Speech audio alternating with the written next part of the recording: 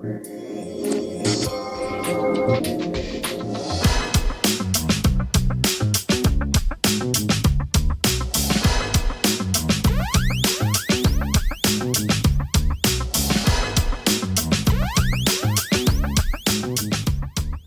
climate crisis is getting worse by the day, so it's surprising to see adverts for polluting products from cars to flights to plastics surrounding us everywhere we go.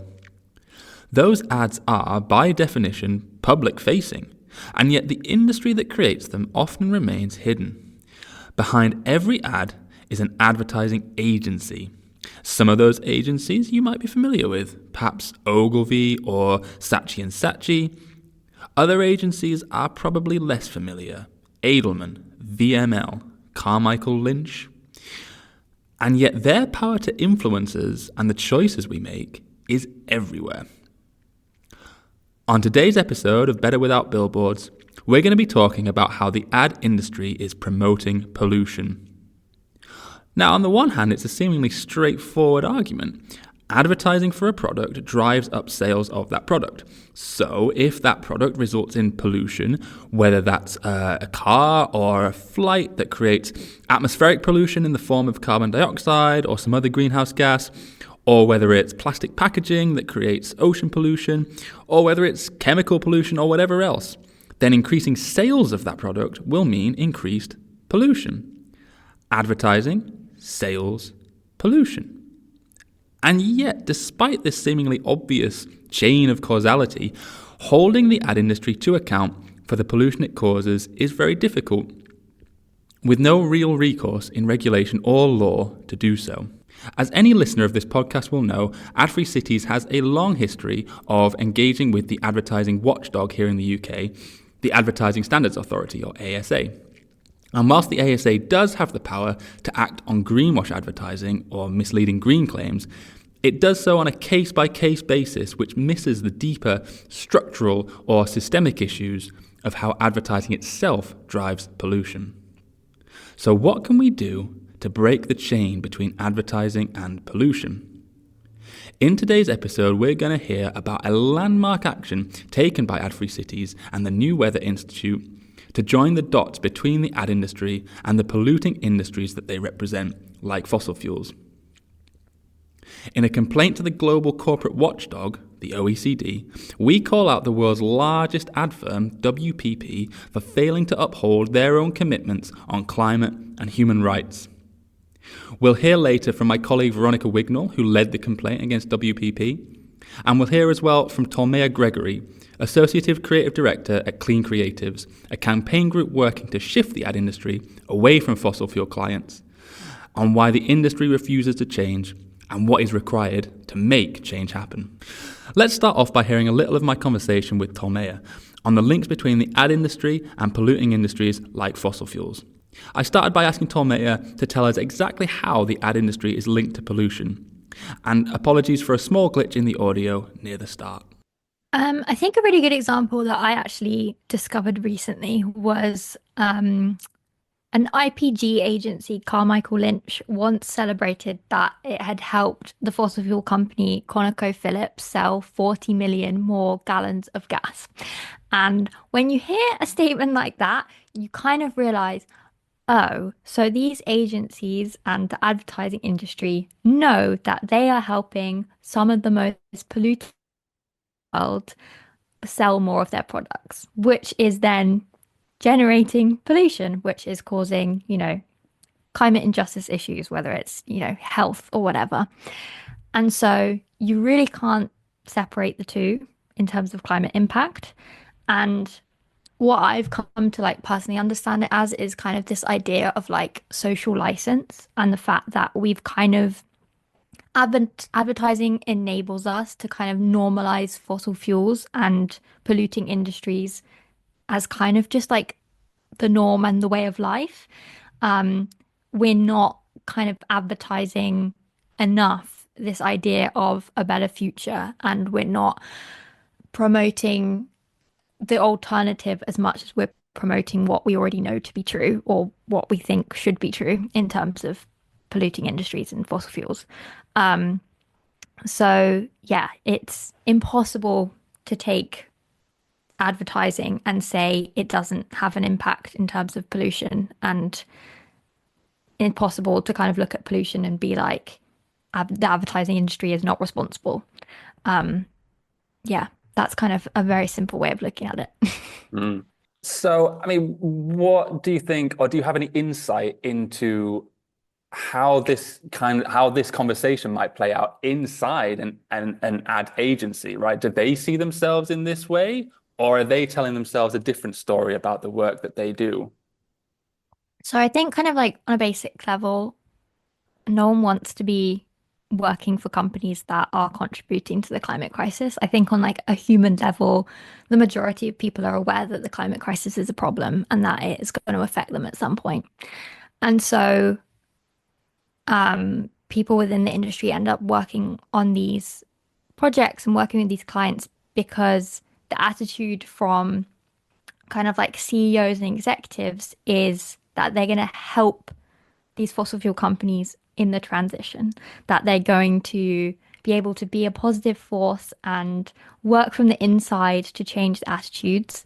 The reality is that is absolutely not happening. A really good example is we've just seen kind of companies like BP rolling back their renewable targets and focusing on fossil fuel investment, complete opposite of what we should be doing.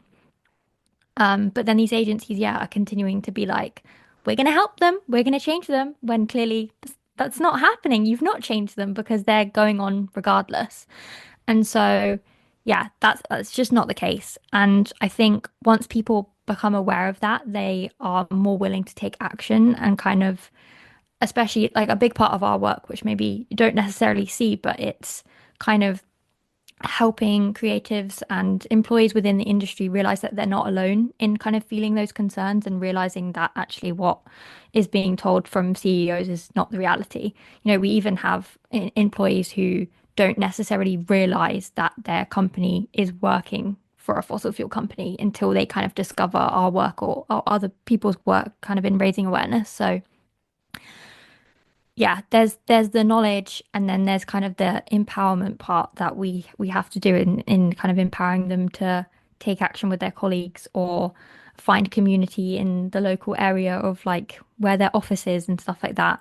Um, the conversation is happening, but again, from an outside perspective, it's like these agencies are making it seem like they really care, but then they're not even necessarily telling their employees about the work they're really doing. So. Yeah, I mean, it was interesting the kind of how you said there about like the CEOs are kind of maybe driving this the fossil fuel client representation, and then staff on the shop floor, as it were, sometimes don't even know that that's happening. So is that like Mm. a common experience that you find within kind of ad land? That maybe, and I can guess, I can assume maybe that like as younger people enter this industry, they're bringing with them, just like you and I, the younger generation's concerns about climate change and the climate crisis, right? So is that an experience that you've come across before? I think it's definitely happening more and more. Like there are more reports and studies coming out about kind of Gen Z and millennials' attitudes towards, you know, what they want their job to look like in terms of environmental impact, and more people are deciding to go, hey, actually, like I'm going to do something about this. Um, there is a recent investigation which talks about the different ways in which kind of agencies are kind of greenwashing themselves. And one of those examples is like I mentioned, is keeping it very much on the down low. Like I think when Havas won its pitch for Shell, like it didn't really communicate it that clearly. Other agencies like working for companies like Aramco, like keeping it very on the down low. So it's definitely happening, and really recommend going and looking at that investigation because it's wild some of the tactics these companies take. Mm. Oh, cool. Well, we'll put that in the show notes for this episode for people to check out. Yes, think Clean Creatives. Then you work with or you engage with ad agencies, and you've got, is it over 1,000 now to pledge not to represent fossil fuel Yeah. clients? And that's pretty incredible. Is that then maybe some of the smaller agencies that are doing that as opposed to the big ones? Yeah, I think we're at like 1,300 now and Oh, wow. counting, which is amazing. And Mm. then like I always think it's crazy to think you have that many agencies, and then you have to think of how many employees are then within those agencies, and the number of that is going to be even bigger. And that is really, I don't know, it's comforting to know that we've got that many people off of potentially working with fossil fuel clients. That's a really cool thing. Um, what was your question?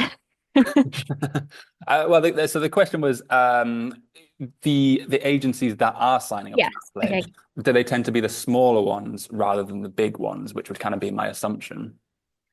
Yes, so the majority of those 1,300 are going to be independent, smaller agencies because not we kind of have this thing where the majority of women wouldn't have been working on them anyway, but it's still like a really clear stance to make for the rest of the industry to be like, hey, like we're doing this, why aren't you? Um, and then yeah, the bigger holding companies, like they're always going to be a bigger challenge, but that's not to say it's not possible to kind of turn things around. One of our recent kind of wins was in relation to Havas and their shell pitch. Within our community of agencies, we got together and kind of took collective action to get the B Corp certification, kind of got B Corp to take a look into that and see whether it's actually appropriate for an advertising agency to be certified B Corp if they're working with a company like Shell. Mhm. And yeah, that was a big win because it ended up being revoked. And now Havas are saying that that's actually a big reputational risk now, is the fact that not only are they working with fossil fuel clients, but also the fact that, other agencies are taking action to be like, hey, this is not cool. So Mm. yeah, it's when you put all of that kind of energy from agencies who perhaps weren't doing it anyway, like we have a lot of power together. And that's why, we encourage people to kind of to sign the pledge to not work with fossil fuel clients and then join our community and figure out ways that they can influence from within their agencies or yeah, like their local kind of communities across workplaces.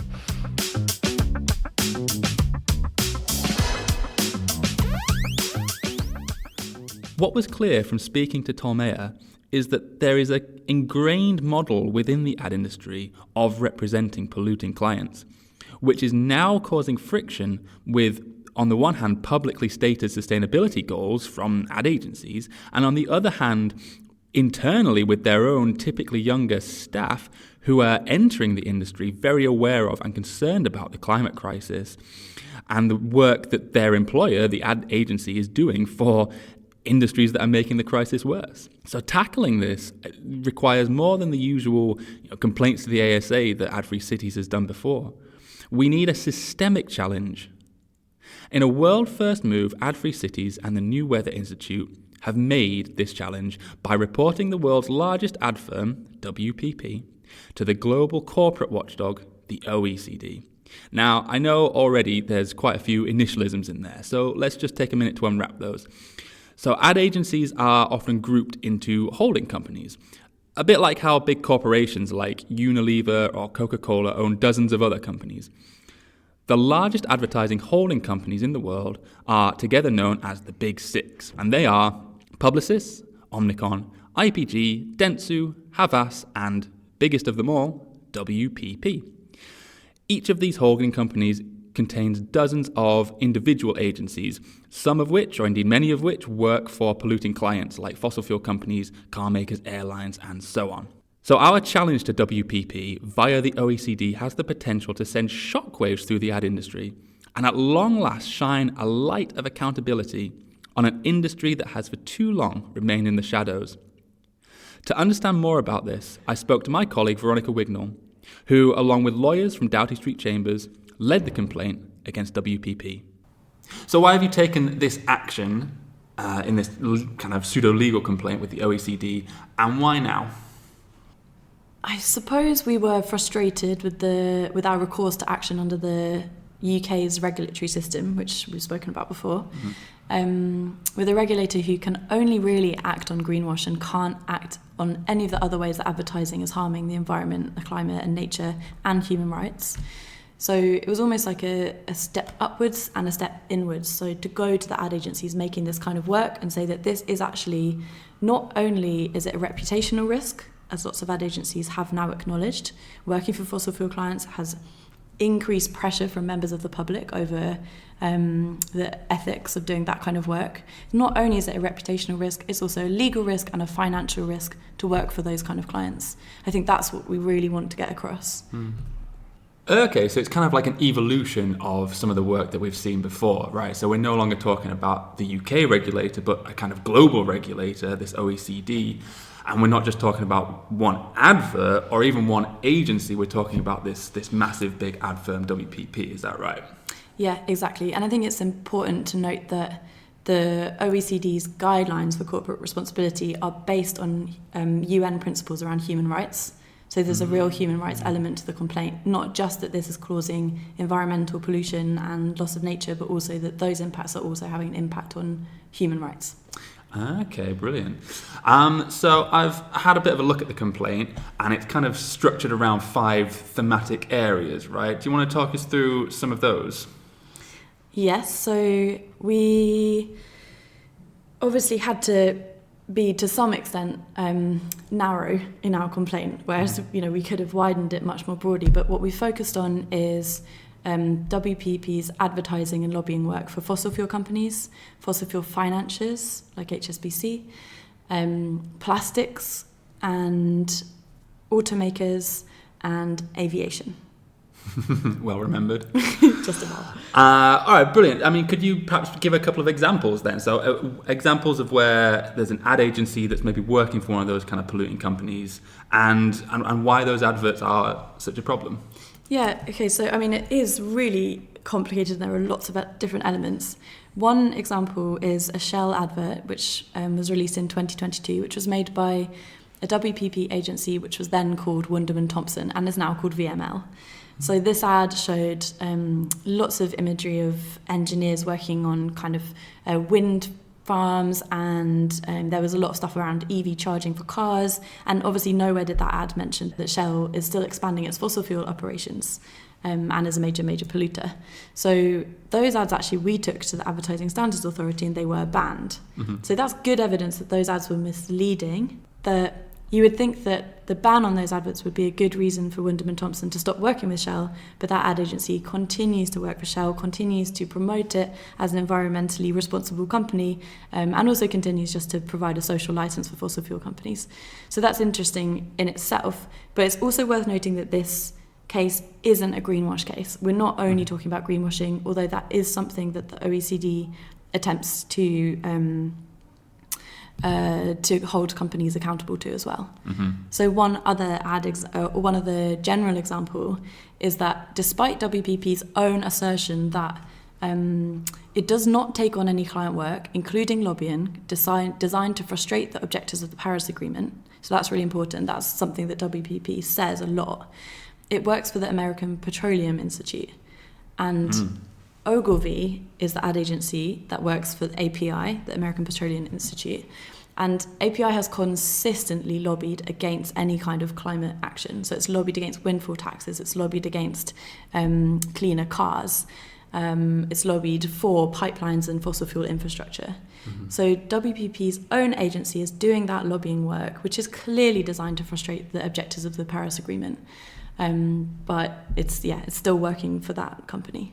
Now, this is potentially quite a long process, but what's the hope for outcome or the best case outcome of the WPP complaint?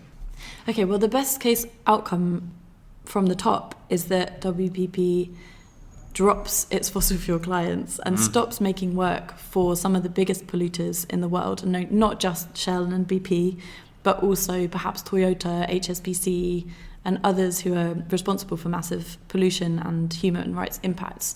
I'm not necessarily thinking that that's going to happen overnight, but I think this is part of a bigger picture, has been described as a surround sound of pressure for advertising companies to start to consider their role in the kind of crises that's facing the planet at the moment.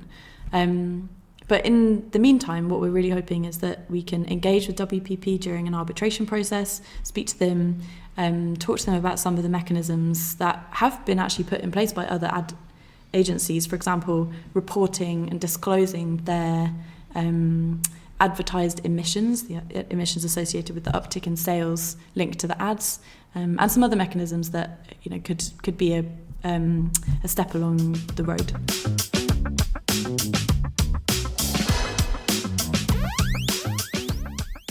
I returned to Tolmeia to ask what impact this complaint against WPP could have within the ad industry, and whether it has the power to create the changes necessary to shift the industry away from its toxic relationship with polluting clients. I think definitely, we're starting to see more and more kind of legal cases and challenges come up against fossil fuel companies in relation to their communications, and often miscommunications of what they're really doing. And it's becoming a risk. It's becoming more of a risk, whether it's financial risk, the money they're going to have to spend on fighting these cases, or the reputational risk, being in the press and people, again, future employees finding out that the work that they're doing is now being challenged in court or whatever, or being challenged at the OECD. So yeah, it's the more it keeps going, the riskier it gets for them. One other thing is these are agencies, especially like Edelman or WPP, they've been going for so many decades that they have a very big legacy, and anything we can do to kind of show them that their legacy will be, driving the climate crisis if they continue working with these companies. The more we can do that, the better, because that should be their legacy at the end of the day. Or on the flip side, their legacy can be, actually, we're going to stop doing this and we're going to work with companies that are promoting a sustainable future. And that would be a much greater legacy to have, and one that will inspire their employees and make them feel proud for actually working for them. Especially, as you said, younger generations who are coming into the workforce and want to feel proud of the work that they're doing. That is something that these agencies could do for their younger employees. What then do you see as being the future of the ad industry, or a kind of ideal future for the ad industry? And what fundamental changes do you think need to happen for us to get there? I would hope that it kind of becomes a force for good. I think we have so many creative minds and people who have just the most imaginative ideas within the industry. It is, sometimes I'll just be scrolling on LinkedIn, and as much as I'm quite pessimistic about the kind of ad industry and as we were talking about its impact in terms of pollution and driving consumerism, I'll still look at ads and be that's really clever, what they've done there, very clever, that's definitely going to sell some products. And so if we could take that kind of creativity and use it for good, that would be very transformative for a lot of things. And it also, I don't know, the fossil fuel industry, we focus on it at Clean Creatives because ultimately it's the biggest issue in relation to the climate crisis. Fossil fuel companies are the biggest drivers. And so if we can tackle that and then shift all of that creative energy to promoting a sustainable future, promoting renewable energy, promoting industries that are going to give people safer, healthier, happier jobs and lives, honestly, that's world changing. And I think we can't underestimate the impact that the advertising industry does have on our lives in that way. So yeah, that's what I imagine and hope for the future. And I think, once we've ticked off fossil fuels, we can start focusing on all the other stuff that needs to change. All right. Well, a very positive vision of the future there that we can end on. So I'll say thank you, Tolly Gregory, for joining us on the Bet Without Billboards podcast today. Thank you very much. Thank you so much for having me. And if you do work in the creative space in advertising and PR, please do go to Clean Creatives and sign our pledge and join our amazing community who are ready to welcome you with warm arms. A clarion call to end on. All right. Thank you very much, Tolly. Thank you.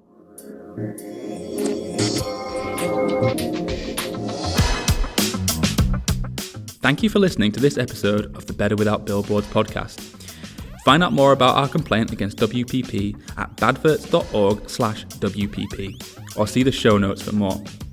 As always, you can find all episodes of Better Without Billboards on Acast, Spotify, YouTube, and most other podcast platforms. Thank you for listening, and we'll see you next time.